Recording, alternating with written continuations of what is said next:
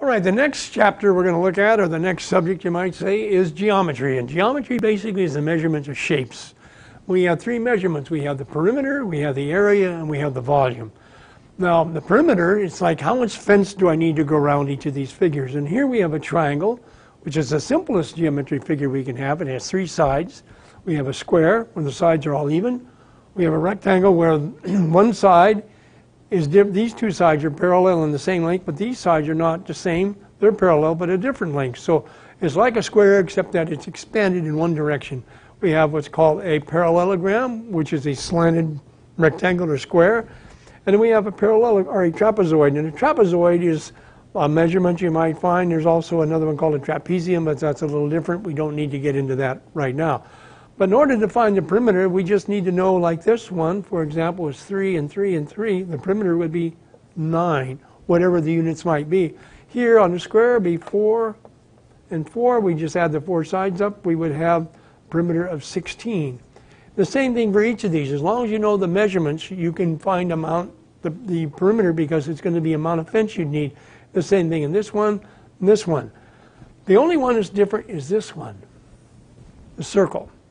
And in geometry, circles have no square sides, flat sides, so we can't measure it like with the other ones. So we come up with a formula, and it's called, rather than the perimeter, we call it the circumference, and we have a formula for that. The circumference equals the diameter times this is a symbol called pi.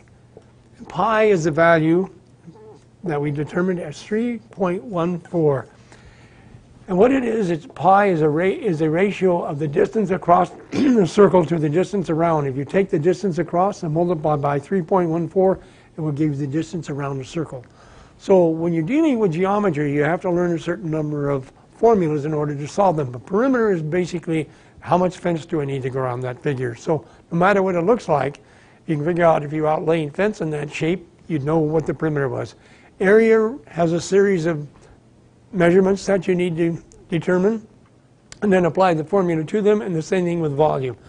And we won't go into those, but those are the things you would run into, and these are the standard shapes you would probably deal with most of the time, although you will get other ones. But once you understand how it works, geometry is really quite interesting because it's like a puzzle.